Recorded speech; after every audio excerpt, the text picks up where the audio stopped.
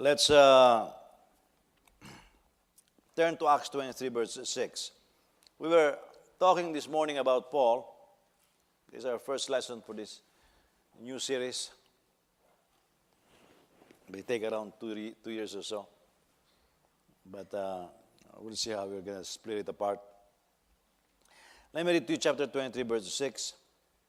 But perceiving that one group were Sadducees and the other Pharisees, Paul began crying out in the council, "Brothers, I am a Pharisee, a son of Pharisees. I'm on trial for the hope and resurrection of the dead."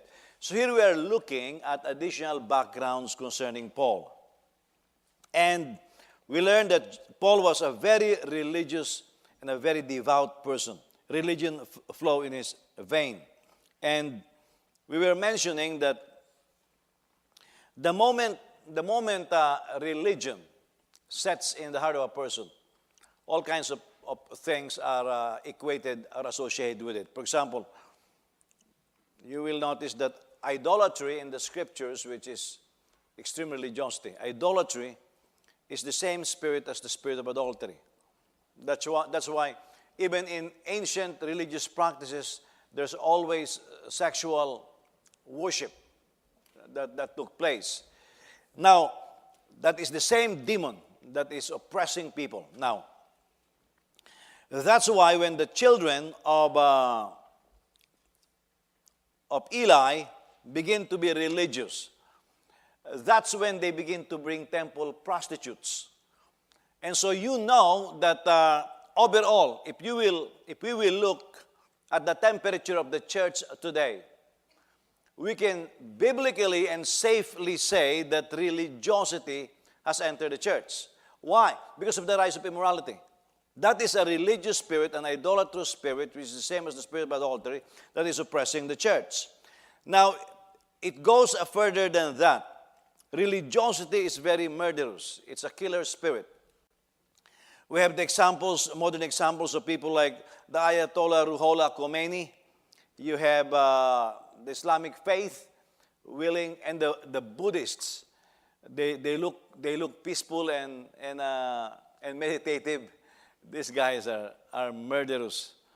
I mean, in India, they elected this prime minister who wanted, they are outlawing Christians and other religions, especially Muslim. They are outlawing them in India because they want Buddhism to reign supreme.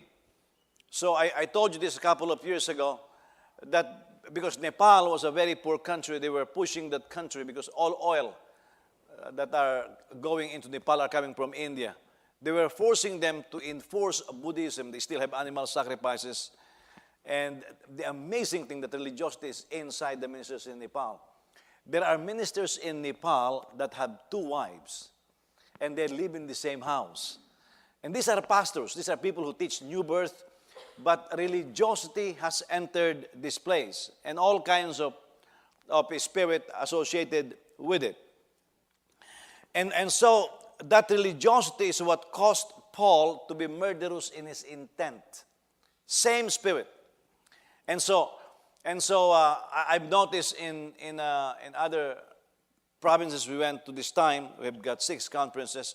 When I talk about the sins, they understood it. But what shocked me was when I was in Iloilo, they seemed to reject it. Iloilo is a different place. And I asked around, it seems like that spirit is heavy in that place. And the moment that kind of spirit happens and enters the church, the religious spirit, idolatrous, it is also adulterous. Same spirit. It's also a killer. Paul also introduced himself as Saul of Tarsus. Now that is an interesting thing. A status. If you say you're an American or American citizen, it is still a status. It is still the most powerful and the most prosperous country on the face of the earth. So when you say, I am an American, it carries some weight.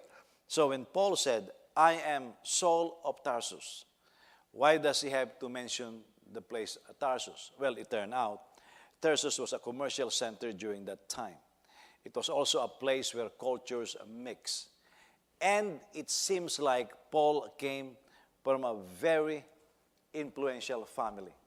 And so when he said, I am Saul of Tarsus, he was referring not only to his status economically, but also the status of his family. In fact, his citizenship, he was born as a Roman citizen, and it seems like they are even connected to, somehow connected to the nobilities. Not in family, but one way or the other, they got connected to the emperor. You notice when he was in jail in Rome, some of the families of Herod got saved. Some of the families of Caesar got saved because he was somebody that they know.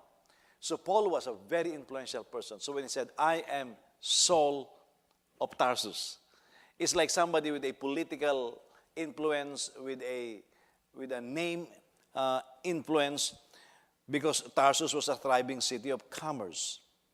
Now, when your place is a thriving city of commerce, it brings many blessings and curses. First of all, if you are a business person dealing with different cultures, you are well educated then. You are well cultured. You understand business. And this is what you will see in the life and ministry of Paul. More than any apostles, Paul was able to engage himself with the Gentile world more than anybody else. Nobody else can understand the Gentile world more than Paul. I mean, you can argue that Peter was a businessman, and maybe you can argue that he's got number of boats that he used for business. But Peter will be what you will call as middle poor. He's in the poor class, but middle poor. There's an upper poor and there's a middle poor, and the lowest poor. But he will be in the middle poor. Same with Joseph and Mary. They are in the upper poor. But it seems like Jesus has more money than Peter's family. But it seems like Paul, though, is upper middle class. I cannot see him as among the elite class, but he was like an upper middle class. And so it seems like he's got an influence even with the emperor's family. And because Tarsus was a place of business, he was able to interact with a lot of cultures. At an earliest age, he was exposed to so many personalities. Now think about this. You're a young man growing up in Tarsus. Armies march there. You know, if you think, for example, of Philippines, Olongapo City, you know, that's where the American GIs are, and a lot of people go there. If you Sangli Point, if you're a Caviteño, very easy to join the U.S. Navy in those days, because of the kind of influence. I'm from Cavite, and so if you are from Cavite, wow, a lot of Caviteños, they will pass the naval examination because they are from Cavite. The Sangli Point is there. And a lot of Filipinos who are living in Olongapo City, living in Baguio, where Camp John Hay is, and living in Cavite, were able to make it to the U.S. Armed Forces, basically in the Navy. You are interacting with different cultures and you have more understanding. So Tarsus was a gateway between East and West. Now, the kind of conversations that Paul must have with those soldiers when they enter the gates. Where did you come from? Well, we were deployed in Africa for 2 years. What is it like in Africa? And Paul was a student of this. Are there Jews in Africa? Are there Jews somewhere where you were deployed? And he will begin to study them. Now, you realize that earlier when we were studying, when the Jews were scattered because of the persecution spearheaded by Paul, the church were scattered, right? They were scattered in all places in Asia Minor. It's primarily because of Paul. So they were scattered and they built churches. Where did God deploy Paul after being born again? Predominantly in Asia Minor. Now, can you imagine the kind of influence that Paul has? Now, you will begin to understand why Paul was also able to exert a lot of influence and was able to build churches. A lot of them were scattered in those areas because of Paul. And so when they heard, remember in the scriptures they say, we heard that somebody who is persecuting the church is now preaching the gospel. That's the rumor that went around. And so when the news went to Tarsus, that's the very reason why we are here in Tarsus. Pastor Jun Engera, we're exchanging some notes, how he grew up. And it turned out he was a real problem growing up. He was into drugs. He was a street bully. He's got his own gang, but it's not really a gang. But he got saved, you know. So when he got saved, he decided he will share the gospel right away, much like Paul. And so he put up a streamer that says Evangelistic Crusade, preacher June Guerra. When they saw the name, when the town folks saw the name, they went on the crusade. Not because of the crusade, but because of his name. He was their bully, And they wanted to see what happened to this bully. So this bully began to preach. He gave an altar call. Everybody got saved. Not because everybody wants to be saved. The bully is making the altar call. You've got to come forward. A church was born. And right now, he's got around 21 churches. Now, can you imagine when the news was beginning to circulate? The guy who used to put us in jail, the guy who killed Christians, the guy who was the main cause why we were scattered, is now preaching the gospel. Where is he now? Well, he's about to come to Ephesus. Let's hear him. That's how churches were built. You see, what I am telling you is this. The sphere of influence that you and I were given by the Lord is not an accident. I have my sphere of influence. You have your sphere of influence. But you become religious, you waste it. I mean, I've been telling you this for years. One of the things that really bothers me is when your friends come, they invite you to parties, and you go. Can't even bring them to church. What we are doing is we are wasting our influence. We are being influenced instead of influencing them. All of us have a sphere of influence. I have my sphere of influence. You have your sphere of influence. It turned out that there's quite a number of nationalists in Antique, in Iloilo, and in some part of, I forgot where it was. And I was talking to Bishop Cabrera, and he said, "Oh, you went to Iloilo?" I said, "Yes." He said, "Well, you gotta land in Rojas City." And he said, "That surrounding places there, part of Iloilo, Rojas City, Antique, Aklan."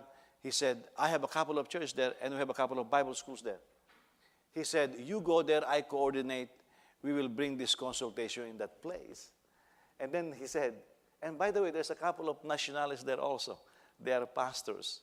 Well, it seems like we have nationalists or in the ministry in Cebu, in Iloilo, and all of those things. I don't know those folks. My father only told me that if we have the same last name, we must be relatives. But that can be used. That can be used for, the one incidentally who is coordinating for us in Iloilo is a nationalist, Pastor Nelson, nationalist. I don't know who the guy is, but I embrace him as a relative, if not in the flesh, in Christ, It just so happened that we have the same last name. But you have influences. What are you doing with those influences?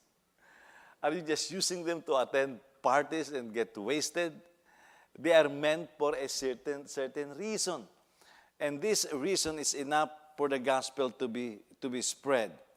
And so because of the influences that Paul has in his life, it seems like he grew up as a person who is a leader in the making. Some people grew up like that. Some people don't. Some people accepted the fact that they are losers. So they will continue to lose for the rest of their lives. Paul was not raised like that. You may say, "Well, are you pushing them so much?" Yes. How do you want me to push them? You want me to push them to lose? So they lose. Oh, it's okay. It's sweet to lose. Kawawa naman. Now, of course, in the midst of winners, somebody will end up winning, and these are all winners. As they say, when you go to the NBA, you're already a winner because you are selected from a pool of winners. That's why you made it to the NBA. But you still want to win. That kind of attitude is what people are looking for. Sad to say, in Christianity, we lost that edge. Paul, after being born again, observe his life. He never lost the edge. He became even more than he was. I mean, before he was killing people, he was putting them in jail. Now he was going to jail. And now he's being whipped, but he was never stopped. The competitiveness of Paul remained and was magnified. And he was using all the influences that is at his arsenal for the spread of the gospel. I don't know who twisted this gospel that we have. In our days today, it seems like it's okay to lose. It's never okay to lose. We preach victory in Jesus, and then we say it's okay to lose. It's contradictory. We need to be able to use whatever it is that God has given to us for our advantage. So, he grew up with a leadership spirit also that desires conquest. Now, this is Paul. My wife and I are watching a war series right now. I know I will switch to that. We have a she calls it a ritual. We have a cooling down after eating, while you're eating dessert and drinking coffee. It's nice to do something. We watch, what is that thing? No, not that one. We watch Blue Bloods all the time because Anne thought that Tom Selleck was one of her boyfriends before, so Al Pacino was her boyfriend also. So we're watching Tom Selleck in this series. But now we're watching Band of Brothers, and I like that series. I have a collection of war movies, and I love watching them. But they were making comment about Major Winters. He begins first lieutenant in the army. But his men were saying, this guy has always been a good leader. He's a tactician. He's always first, and he always leads. It seems like he was born and made like that. Sometimes we look at our children and we dreams for them. Oh, child, you're going to do big things. We're actually just saying it. We don't mean it. We don't prepare them for it. If you want your children to do great things, prepare them tough.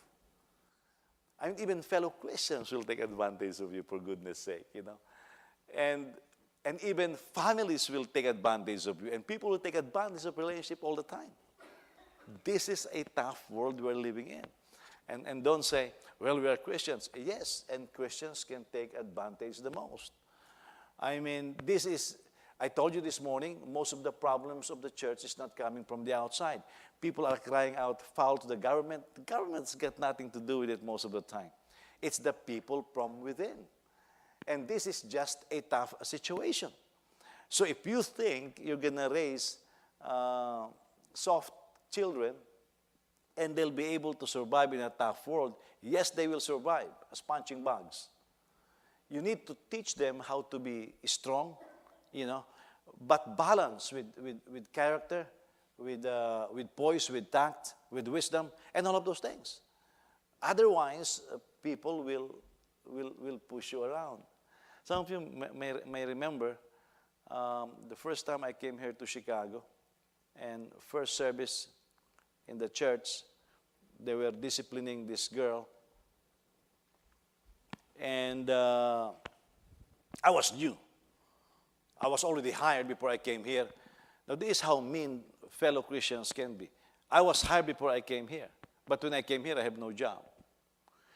That means the church and the pastoral leadership of the church doesn't care that I have been newly married, that I have no job. They just don't care. You think people really care that much? A lot of them just say they care.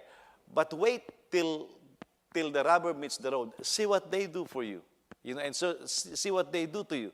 So I end up having no job. So I look at my wife because I forgot how much money do we have on? Something like $200. Ridiculously high amount of money, $169. Oh, I already forgot. I'm getting old, so you have to. I have $169, and I just got married. When I officiate weddings, I always tell the guests, don't give any cooking pots as gifts. Give them money. I was about to go to Virginia, and they gave me cooking pots. Now, It's a gift. You cannot just throw them away because it's a gift. But I was wondering, what in the world am I going to do? So I put them at the back of my car. And when I came here, I have no apartment. I have cooking pots though, but I have no apartment. Well, it was mean situation. I had to tell my wife, I said, maybe I made a mistake. I said, you have to toughen up on those things.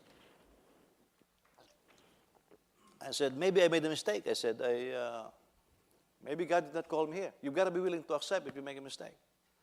So my wife, being new in these things, she said, well, sweetheart, I don't know these things. Just go wherever you want to go and I'll just follow. That puts more pressure on me. But that created a confrontation, a meeting. And I tell you, in that first board meeting that I had with the church, they were mean. The pastor was neutral.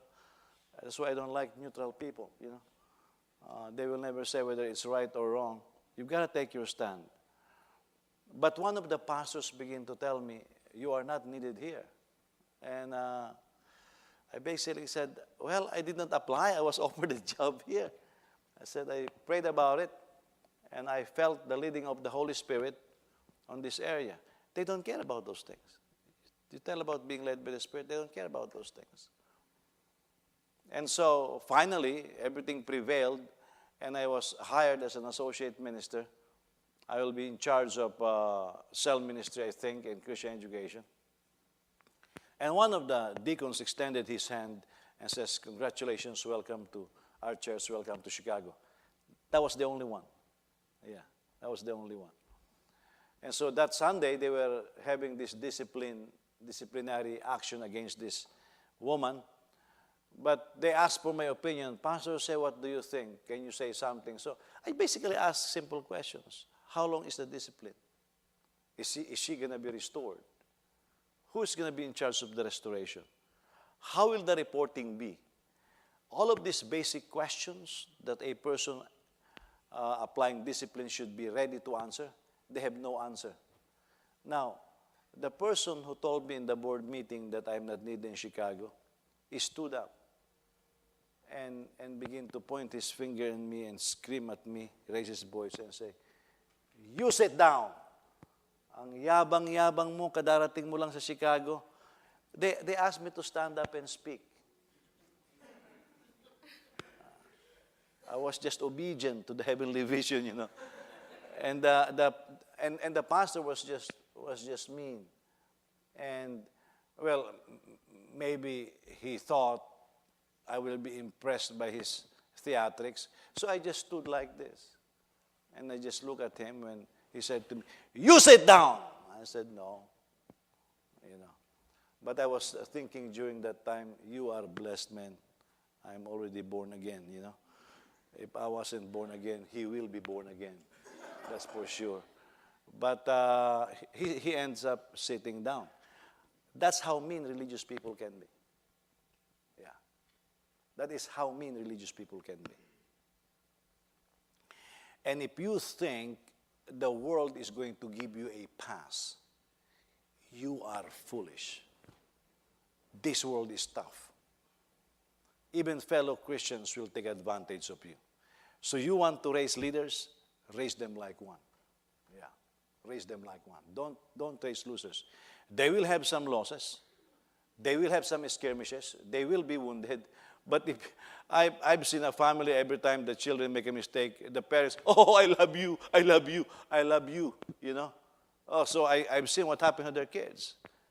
They look very unlovable now, because they confess one thing and do another thing. Paul saw all of this.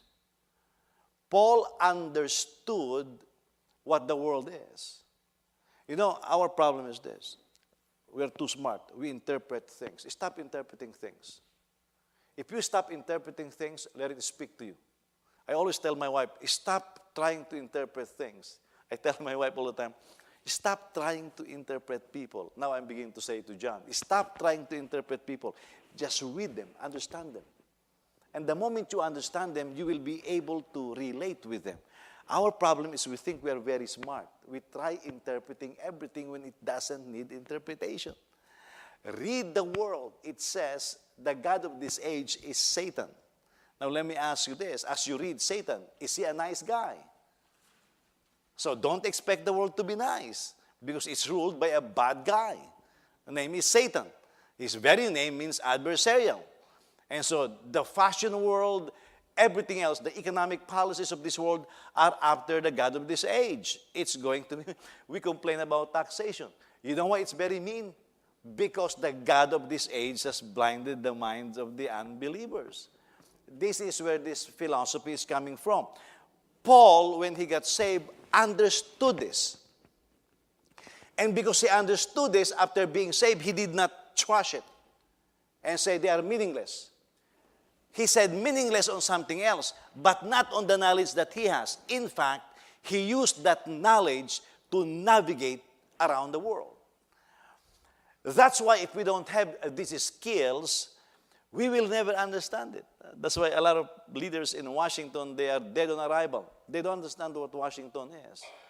I mean, just look at President Trump right now. He's got a different set of strength, but what it is showing is he has very little understanding of political operations. He keeps stumbling on little things. But he is very smart and strong in other areas. That's why knowledge becomes very important. Now, after he learned all of this, he was very educated. In today's term, he'll have a PhD or something like that. He's got a private mentor by the name of Gamaliel that will be his supervising professor. But look at what he said after gaining all of those prestige in his family. Philippians 3:7. But whatever things were gained to me, those things I have counted as loss for the sake of Christ. More than that, I count all things to be loss in view of the surpassing value of knowing Christ Jesus, my Lord, for whom I have suffered the loss of all things, and count them but rubbish, so that I may gain Christ, and may be found in him, and not having a righteousness of my own derived from the law, but that which is through Christ, through faith in Christ, the righteousness which comes from God on the base of faith. Let me ask you this. Do you know anybody who had totally abandoned their previous life the way Paul did? Huh? I don't know anybody like that. I don't know anybody who had abandoned their previous life the way Paul did. But Paul did. Now, with this background, we understand more what he said when he said, if any man be in Christ, is a new creature. All things are passed away. Behold, all things have become new. He thought he could have been a wonderful businessman. He was a tent maker. Obviously, got some influence in Asia Minor. Because you don't just make tents. When you make tents, you have to sell them. Now, you don't just sell them. Tent makers have a guild, like a union, you know. You don't just go out on the street and sell tents. They'll beat you up. You've got to be part of the guild. Obviously, he's got influence in the guild. That's how he sells his tent through. He used those influences. He knows how to navigate through those things. And so Paul was very competent in this world. That's why he was really a leader. When he says something, people listen. Now, I have known people who abandoned who they were, for there was not much there. I mean, if you are very poor and you have nothing and you say abandoned all, there was really nothing to abandon. In my relationship with my wife, she abandoned a lot of things. She could have been running her own business still. She could have been making so much more money. You know, we were in the house of her brother. If you think you have a big house, think again. I can put my house inside his house. Her eldest brother has a huge house. I don't know what community is that, you know. His neighbor is one of the richest men in the Philippines. How do you call the thing? Louis, the jewelry thing, you know. And so we brought the family of the family of Brother Robert, but they were amazed. They were amazed because of the size of the house. And so they were wondering, where does he get his money? And so my wife said, it's from a family business. It's his business because most of the family is here now. They have nothing to do with it. It's a shoe business. And so it was, the spread that he put is really nice. The only thing is, he brought us to the roof of the house. That's where the party is. So if you are not hungry, by the time you get up there, you are already hungry, So by the time we get up there, people were asking for water, and they're just ready to eat. It was really a good host, And the spread was nice. And so the mother of Sister Yoli was asking me, does Anne have any percentages on this? Because normally when you have a family business, there are percentages. I said, no. I said, this is all her brother. I said, the business was not even like this before he took over. It's just big now. And so she asked me, does Sister Anne know this business? I said, she used to run the most profitable branch during her time. And I whispered at her and I said, and this is what she abandoned to join me. So she actually walked away from a lot of things. I did not walk away from a lot of things. There was nothing there,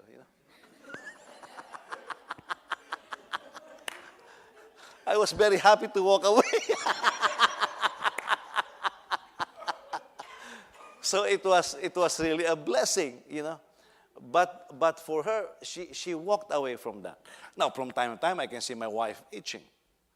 Her business acumen is still there.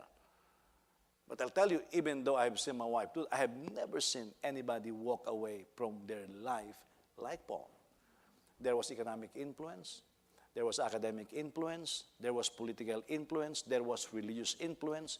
He was already a member of the Sanhedrin court. If something, people will use that as a platform. But Paul looked at that and say, rubbish. I don't know if any of us here is able to get that concept. Rubbish. And my wife will talk about her education, and she will say, I'm a graduate of UP. I finished a 4-year course in 3.5 years. You know what Paul said to that? Rubbish. Yeah. Because Paul was educated by the Pharisees. Hillel was the most reputable leader of that time. The premier student of Hillel is Gamaliel. The premier student of Gamaliel is Paul. This is where he came directly from, but he calls it rubbish. They say that he was probably the youngest member of the Pharisaic group. He calls it rubbish. They have economic power. He calls it rubbish. Well, if you say something is rubbish, this is a mug. I forgot who made this mug. But if you give me a mug, okay, I'm not saying give me a mug, okay? I know this is America, but in the Philippines, I avoid saying now I like egg pie. One day I say I like egg pie, people bring me egg pie. I don't like egg pie anymore, It's too sweet for me now. One time there was something like 2 or 3 bucks of, well, somebody heard you say you like egg pie. And so I stopped now, okay? So I'm not saying give me, I have tons of mugs, okay? But say you give me a golden mug, okay? This mug will keep the temperature between 10 to 12 hours. It's lesser now because how do you call the thing, the rubber thing? The seal is already being torn, so its efficiency is lower. 10 to 12 hours. Say you give me a gold mug that will guarantee 36 hours that will maintain the temperature. You know how I will call this? Rubbish. Because I found something which is a lot more. It's rubbish. You see, my wife bought a shoes for Pastor June Guerra because he's got a problem with his feet. So she looked for a good shoes that will make it comfortable for him. The wife emailed me and says, it's the most beautiful thing that my husband has ever worn. ever since I have known him. Everything else looks rubbish. It doesn't mean they have no value. It just means that Paul found something that makes it look rubbish. What is it that he found? Jesus Christ. A person who is born again had found the pearl of greatest price. That parable, this guy found treasure. We keep twisting that parable that we are the treasure. No, we're not. It's Jesus. You found the treasure of greatest price. You pay everything that you have to get it. It was so competitive, you don't even allow the competition to come close. If the price is $1 million, you bid $5 million just to make sure that you get it. When he saw Jesus, that's what he saw. And so the question to us is this.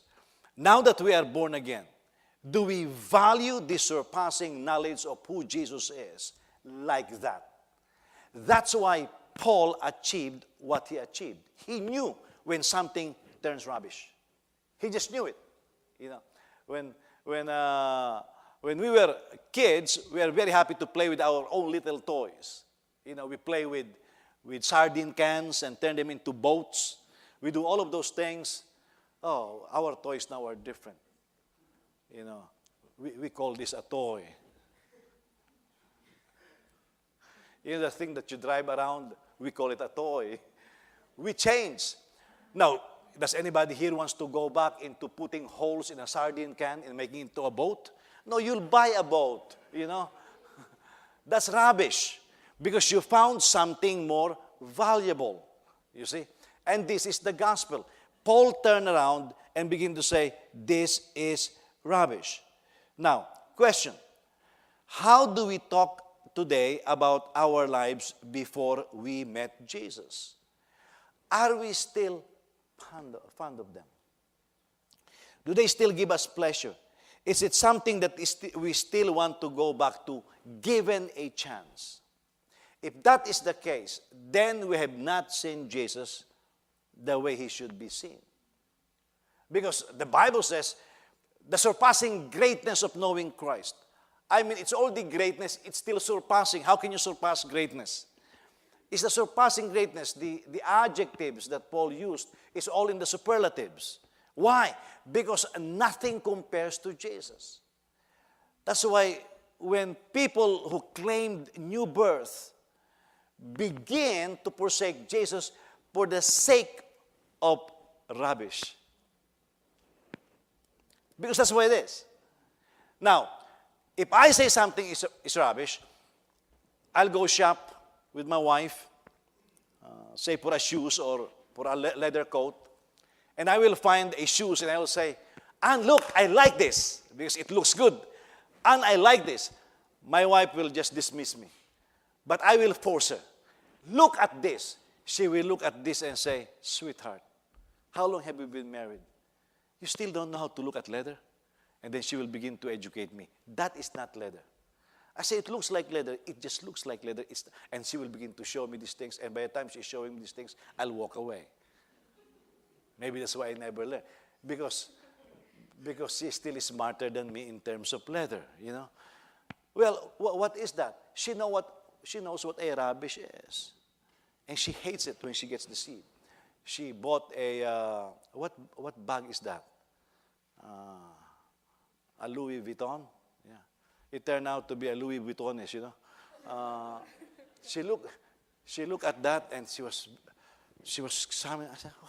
I said, it was in the middle of winter. What in the world are you looking at, Anne? We are in the middle of winter. I just want to make sure.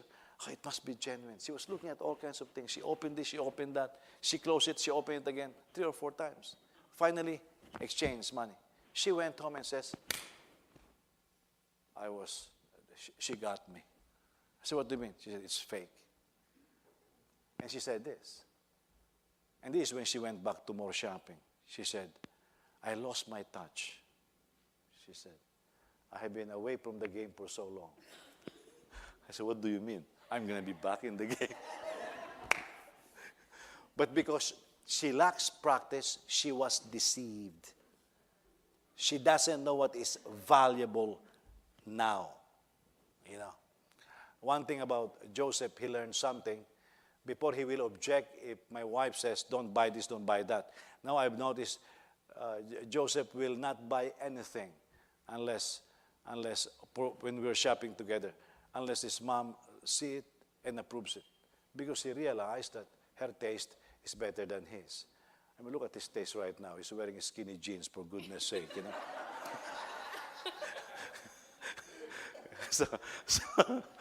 So there's got to be some expertise in the discernment of what is most valuable in our lives. I think some of us have gotten dull. We have forgotten what is most valuable. We race races that is not even worth it. We spend our energies and time on things that will never last. Yeah. You go to a fine dining and brag about how good it was. The service was great. And then we said, my lunch today was super. There were 9 sets of spoon and fork, you know. That china looks like it came from Japan, you know, something like that. There were gold linings all over. And then a couple of hours later, you realize something. You're hungry again. Have you noticed that? You're hungry again.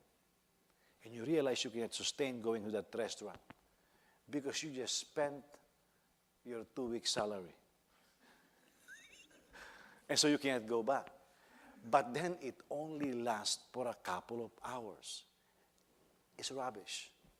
Now, when it's there, we enjoy it, especially when somebody pays for it, you know, let them suffer for it. But as much as possible, when we are brought to a restaurant like that, even when we are starving, we say, I am full. Because we realize it's not going to last.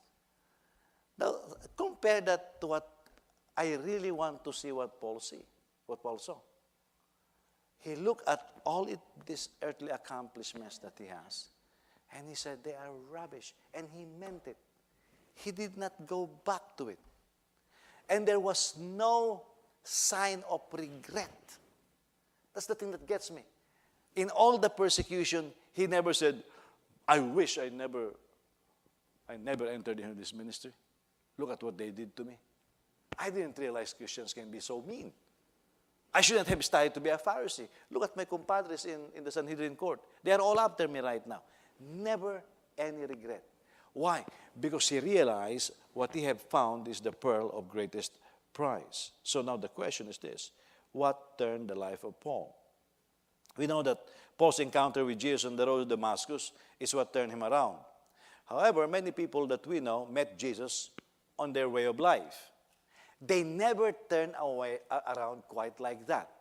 You know, I'll tell you, after God called me to the ministry, I have a million doubts. Am I really called? After I was called by the Lord when I was in 4th year high school. I still went to engineering school. Still finished it. Tried to get away from it when I was in 2nd year college. Was not successful. Now, I can say that it profited me some. My graduate education was based on my engineering degree, not on my Bible college degree. Okay, so I can say it must have been a little bit useful. But Paul never thought like that. There were times I regretted for a little bit going to the ministry. It can be very tough, you know. There were times I said, I wish I took the offer of my pastor in Nabotas, because my pastor in Nabotas offered that I can continue with my engineering degree and I will be the senior pastor of a church a year later. There were times I entertained those thoughts. Paul never entertained those thoughts. So he must have seen something that we never saw yet. Now, I'll give you a passage that talks about some reasons for his greatness, how his life turned around, and we can learn from this. These are attitude things that sat in his life. Romans 1, verse 14. Romans 1:14.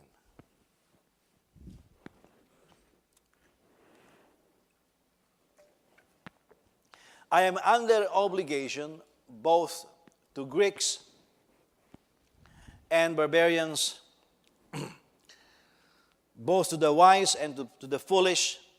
So for my part, I am eager to preach the gospel to you also who are in Rome. That means there was already a church in Rome before he went there. For I am not ashamed of the gospel, for it is the power of God for salvation to everyone who believes, to the Jew first and also to the Greeks. Now, let's trace this a little bit. Reasons for Paul's greatness. Now, we already know that his greatness began after submitting his life to Jesus. Okay? Now, there's a big difference between us and Paul. Paul was Jewish. He already believed in God, in one God. When he got born again, what happened was he surrendered to Jesus. He recognized that Jesus is the Messiah. He did not say the law was wrong. Okay? He realized the failures of the shortcomings of his religious system, but he said the law is perfect, holy, and just. That's what he said. What he came to the realization is the fulfillment of the promise of Moses, or the promise of God, which is the coming of the Messiah. Jesus is the Messiah, something that a lot of Jews today did not still accept. So, aside from that, setting that aside, because all of us here are born again. Some of us here are dreamers, some are not. Some are happy living lukewarm lives, some are not. Okay? So what gives? And what is the difference? With Paul, from the passage we read in Romans 1, starting on verse 14, first, his greatness comes from the decisions that he made. Now listen to me. Decisions are mighty. Okay, they're powerful. We make the right ones. When we make the right ones, it propels us to heights, to greater heights. We make wrong ones, it will throw us down into the abyss. Every decision that we make, Paul knew that.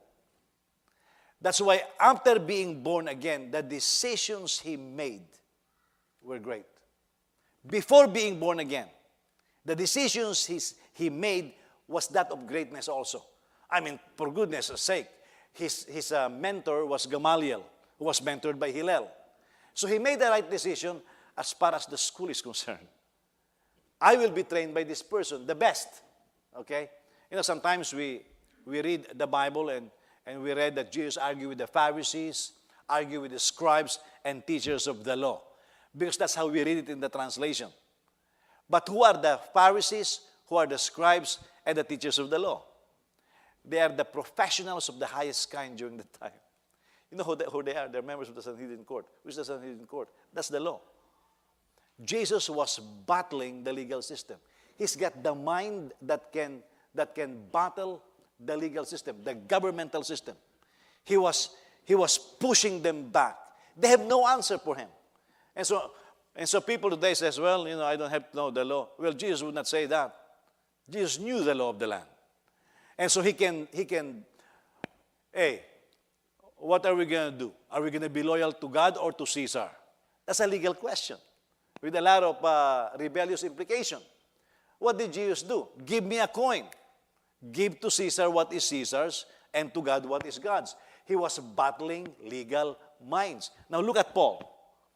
He was telling everybody, I did not violate anything. Did I violate any Roman law? Even Agrippa, Felix, Festus could not find a thing. In fact, if not for corruption, the Bible says that Felix concluded he should have been free. Paul was able to battle the legal minds in the same way that Jesus did, you see. And so ministers today still insist on being ignorant and stupid. But that is not Bible. Bible is, Jesus was also very competitive. And so when Paul made decisions, he made extremely well decisions. You want to be great. What kind of decisions are you making in your life? Are you saying something that you want to be great, but the decisions that you're making is so that you will not be great? Where do you move? What kind of neighborhood do you choose? How do you raise your kids? What kind of discipline do you apply to them? Where do you work? Do you work at a place that is just for beginners? Or is it a work that you choose where there is a lot of influence, or you can influence a lot of people, or you can go for promotions? I mean, if you work, we know what McDonald's is. McDonald's is not for somebody to become high financially. At least to my understanding, when it came to the Philippines, Jollibee and all, they hire college students who doesn't know anything about anything yet except to smile and make people happy, you know. But these are college students who want a stepping stone. They were not supposed to be there. Recently, in the American economic system, they made a debate on that one, why the McDonald's minimum wage has to be so high. And one of the arguments that came out is exactly like that. Hey, this is for college students. You are not supposed to work at McDonald's to raise a family. This is for young ones, for those who are starting in the workforce. But people did not understand that, you see. If you want to achieve greater heights, ask what kind of work do you choose? What kind of company do you serve? Unless you can tell me that God spoke to you, but some works that we take, you have nowhere to go. You know? Why do I push for you to get more education? I want you to go somewhere. You think you get your promotion in your company, I'm going to get the raise? You got to be kidding me. It's not for me. It's for you guys.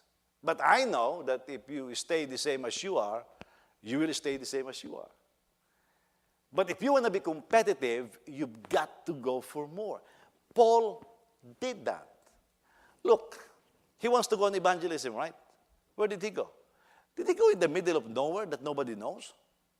He goes to Ephesus, a cosmopolitan city. He goes to Philippi, a cosmopolitan city. He goes to Antioch. He goes to Rome. Every place that he goes is where people come and where people go. He chose places that can touch as many people as possible. You think that's an accident? No, it's not. By the way, did you hear God tell Paul, go to Ephesus? Paul saw a vision of a Macedonian call, but you never heard Paul say, well, God wants me to go to Ephesus. He chose Ephesus. In the same way, he was going to choose Bithynia, he was going to choose Asia, but God has other plans. God put him in Philippi. God put him in the center of action. Where are you right now? Are you in the center of action? Universities are centers of actions. All major revivals come from major universities, like the University of Paris, Oxford University, Princeton University, Harvard University. I mean, these are major centers of revival.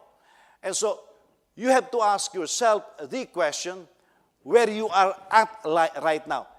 Is it the will of God? Is it something that can make you use your talents for God or not? Or you can just simply say goodbye to your dreams. Because Paul was never like that. You look at the decisions he made. They were great decisions. He was even willing to make all the necessary sacrifices to achieve the call of the Lord in his life. Some of us, a little pain, we cry. A little pain, we cry. Because we don't want pain. But that is part of the growth process. Sometimes we are even scared to make a decision. I don't know how many people will come and say, oh, help me make a decision. Why don't you know the right one? I know the right one, but I got to be sure. What you are saying is you know the right one, but you're scared to make one. You see? Well, if you are scared to make one, how do you propose to achieve greatness? Paul was making the right decisions. You make the right decisions because the decisions that you make makes you. When you decide, I cannot do it, the moment you look at something and say, I cannot do it, the moment you say that, eternity will record that you said you cannot do it. Therefore, the resources of eternity will not go behind you. I told you that in this last mission, more doors are opening. I tried to go to Cagayan de Oro a couple of years ago. That was the place where they beat the Korean minister, in the tarmac. They were asking for 2 million pesos for the marketing. If you want a big crowd, go to Cagayan de Oro City. There's a corrupt ministerial fellowship there. They will ask you how many crowd do you want. If you want 10,000, they'll gather 10,000. Maybe it's because of that I really want to go there. Maybe it's for pain reason, but I really like to look at the eyes of those pastors. I love doing that, especially the corrupt ones. I like staring them in the eyes, and I get revival when I do that, So I really want to go there. Man, but the corruption is so much. Me and Brother Willie has to back off. But you should see me and Brother Willie talk about that. We grind our teeth. We need to go back there, And we will say, how about if nobody shows up? It doesn't matter. We just have to look at those pastors, Especially Brother Willie, how he rebukes people. He transforms. I love watching him rebuke ministers, sometimes. Just sometimes, not all of the time. But I went to Antipolo and preached, and somebody is from again the Oro City. And he experienced what Lion's Heart is. And she said, and she's a woman, she said, Pastor said, this is what I was told. We know you backed up. I said, we did not back off. It was just suspended. I said, our eyes are still on Cagayan de Oro City. She said, we need to go there. I said, are you willing to coordinate? She said, yes. I said, I hate politicians. this is how it goes. I said, I hate politicians. I said, you bring me those ministers who cause troubles. He said, I said to her, I will bring them trouble. They're not going to bring me trouble. I said, by the way, don't corrupt the food. I said, I know the style in Cagayan de Oro City. I said, we found out 50 pesos per meal. Oh, that's a good deal. She said, I will look for 50 pesos per meal. I said, don't worry about our team. Just find a place. I gave him a name. I said, find this guy out. He said, who is this person? I said, he was my student. I heard he's pastoring a big church now. I don't know if he's part of the political corruption, but I said, just give my name there because he will remember me. We're going to Cagayan de Oro, you see. Why?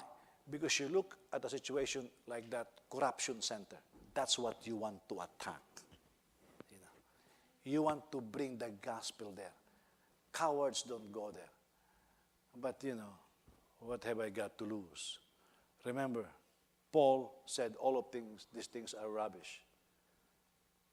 I cannot say that.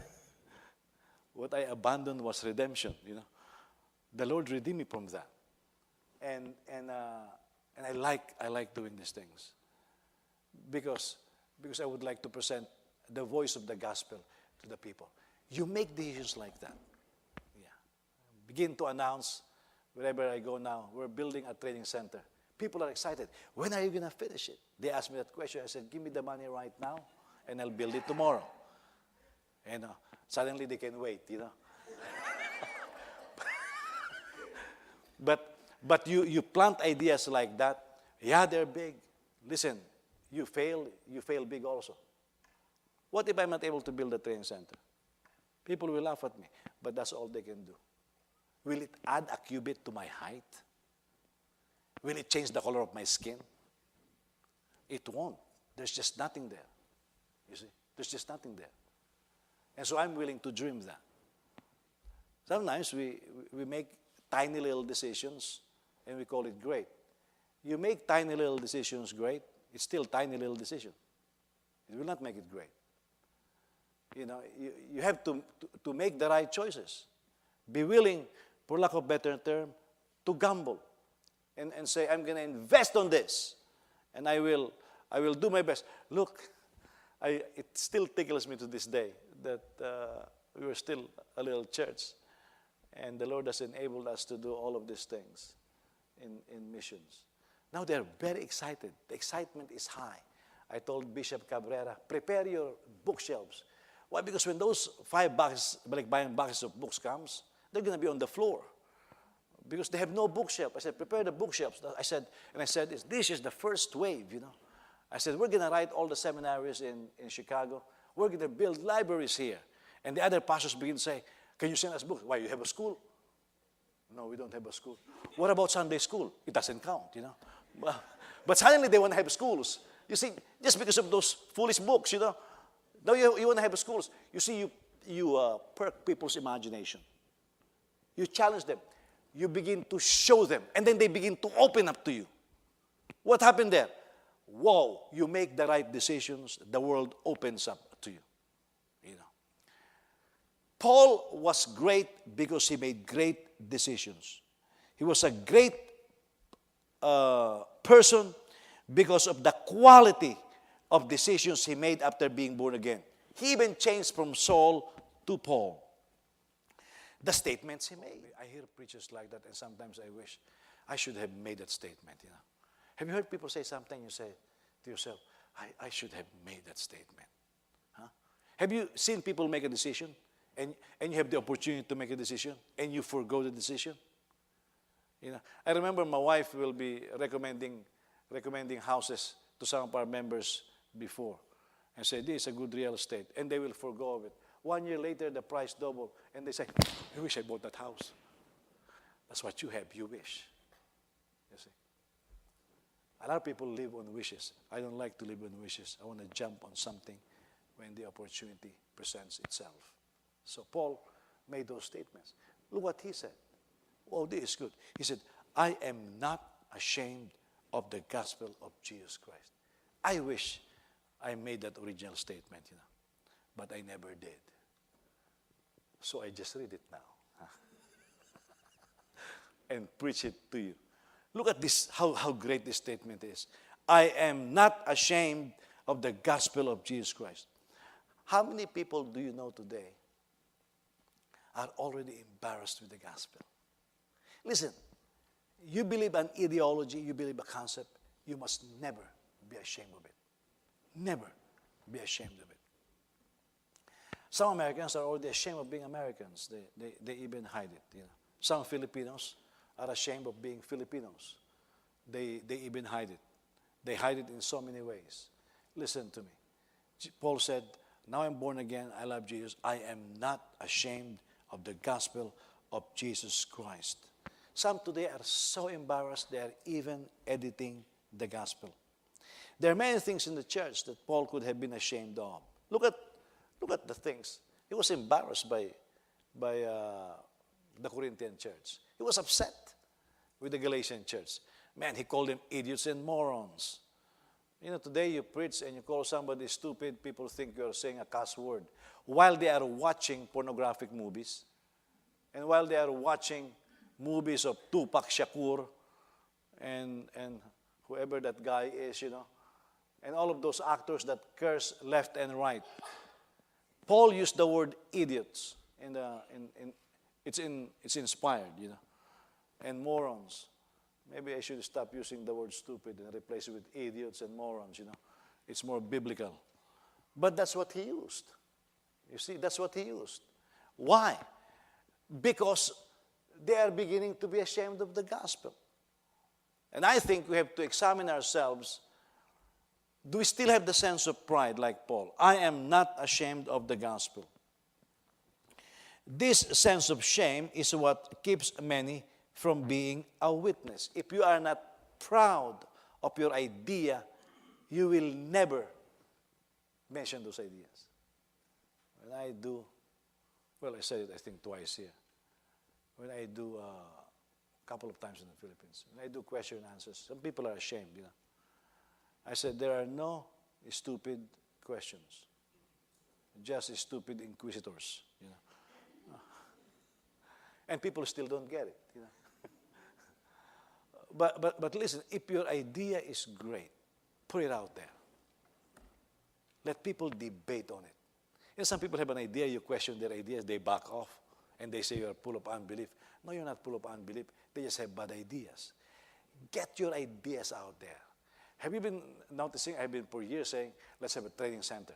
And people ask me, is there going to be a church? Well, I don't know if there's going to be a church. What is going to happen there?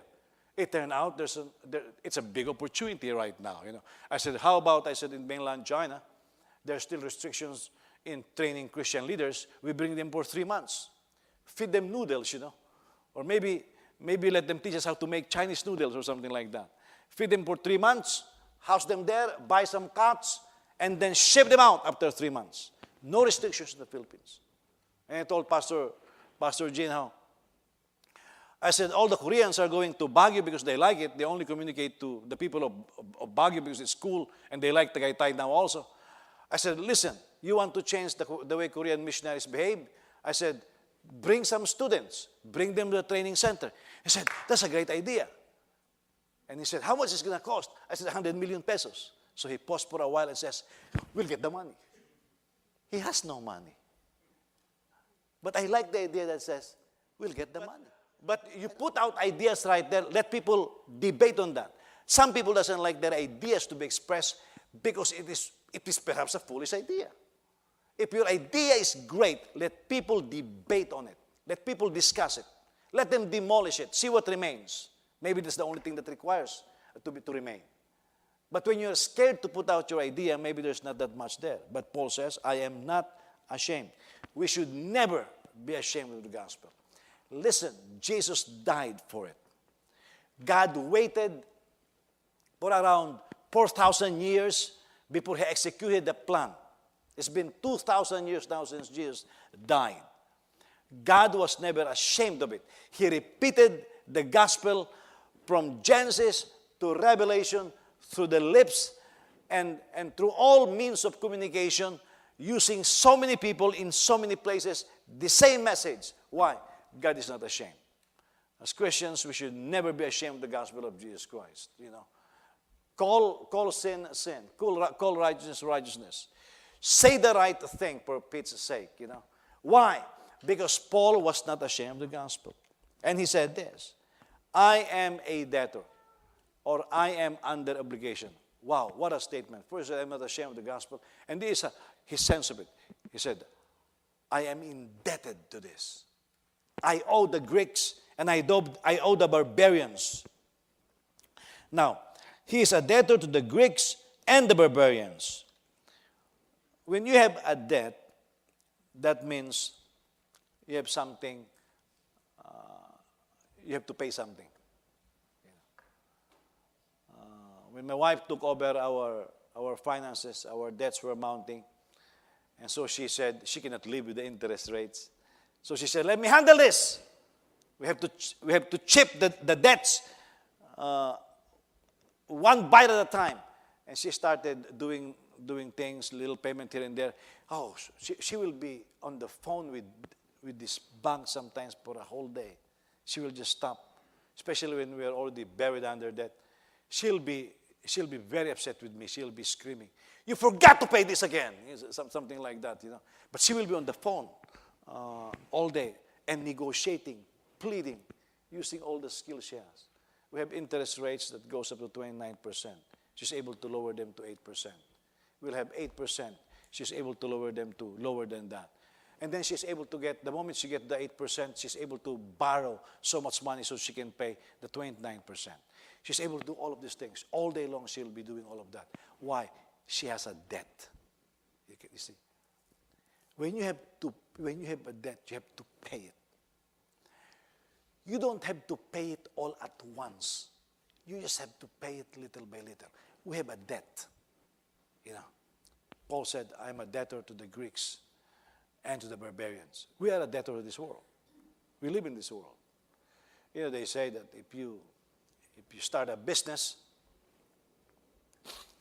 and the business start prospering and making some money, and what is the term that your kuya used for the charitable work? There's a term that he used in the Philippines.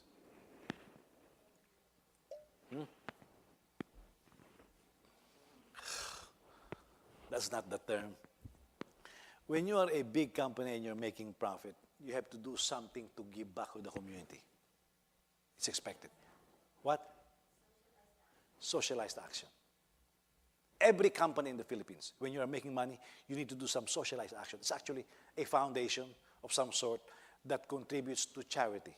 The government looks at that. If you are just making profit and you don't have any socialized action, they will put a question mark. They'll go after you. They like companies with foundations that will give back to the community. Why? It is a common understanding. You prosper in this town. You are indebted to this town. You see? Paul felt that. I'm in this world. I am indebted, he said, to the Greeks and to the barbarians, to the rich and the poor.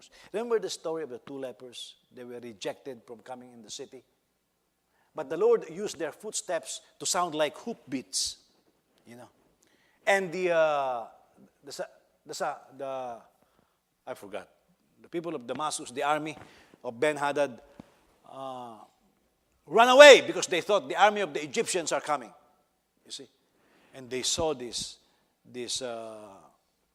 stacks of food and supplies.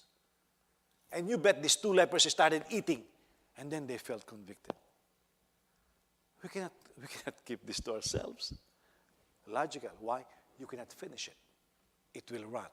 Second, soon the Israelis will find out that there are no more enemies. They'll go out of the gate and they will find you in the camp eating all those stacks of foods that belongs to hundreds of thousands of soldiers. And they will kill you for being selfish because the people are dying inside the city. They'll kill you. So they felt the death. Listen, we found the gospel, or the gospel found us. We cannot exhaust the blessing of the gospel. We can only be saved.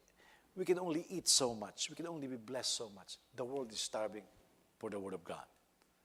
They really need the gospel. Now, on my part, other fellow ministers and leaders in the Philippines are starving for training. Man, you should hear them talk about their desire to study.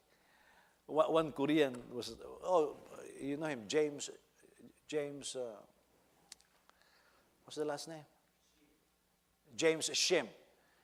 James Shim was even intimating to me, he said, I want to study some more. You know, these are people that are working in the trenches. They're in the front line of evangelism. They wanted to do more. They don't have the means. And so whenever I tell them, I'm going to bring you the means, I'm going to bring you the education, I'm going to bring you the training, their hearts rejoice. But we have a debt to pay, guys. And Paul realized that. And then he said, I am eager to preach. That's a third statement.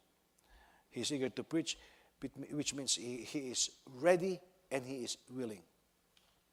Many Christians today pray and sing, I will go where you lead me. Is there a song like that? It sounds like it, right? Is there a song like that? No, you don't know what you're talking about, John. You're a seminary student, you know. So let's pretend there is a song like that. But there seems to be a song like that. I'll go where you lead me. I wish Christian. Oh, you said go. I will follow. Okay, whatever it is, okay. Enough. Okay. You know, I wish Christians will believe their song. Huh? I wish everybody who came to the altar and said, Jesus, I give my life to you. I wish they mean it. Yeah, I really do. Because if they are fully aware of the implications of that statement, we can change our world. However, a lot of people, when they pray those prayers because of a crisis, they don't really mean it.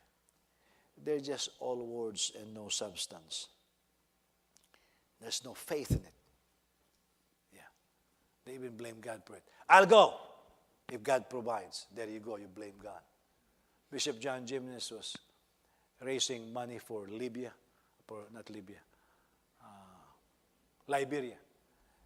They bought a land that is connected to an oil field, he said.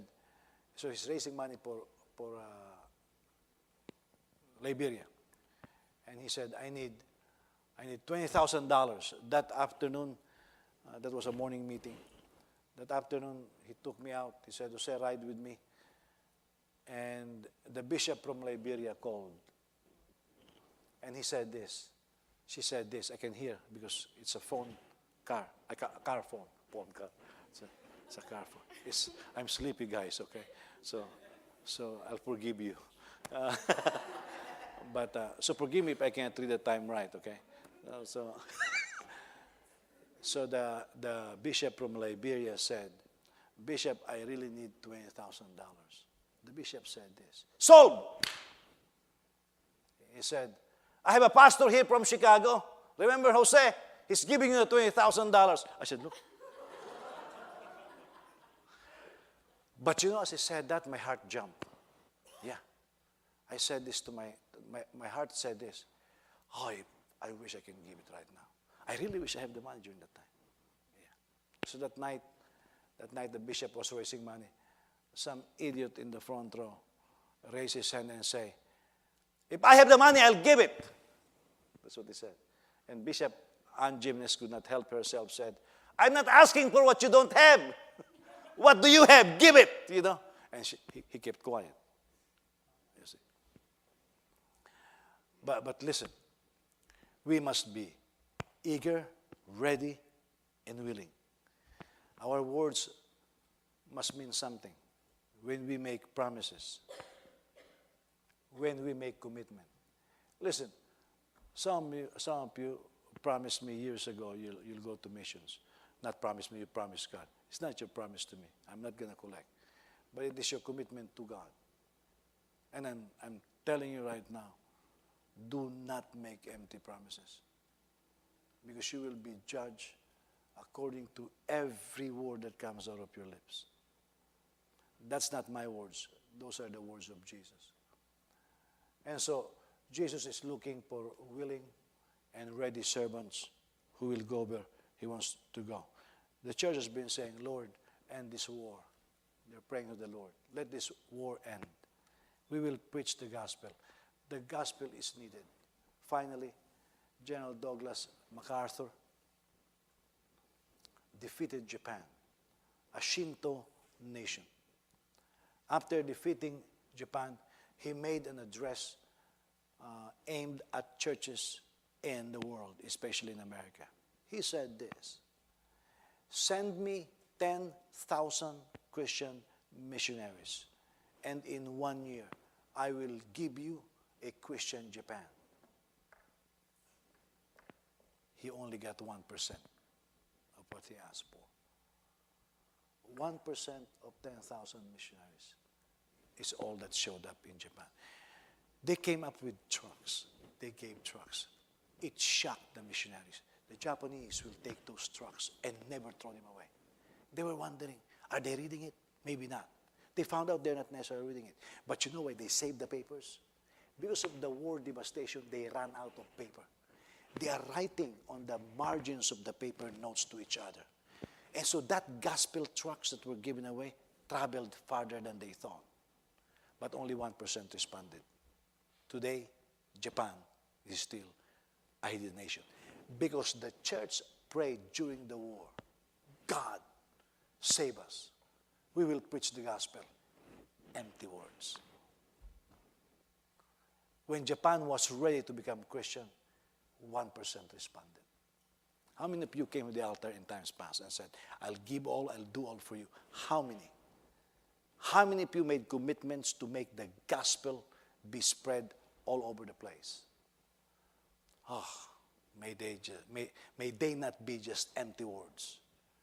Paul was great. He made great decisions. He made great statements. I am not ashamed.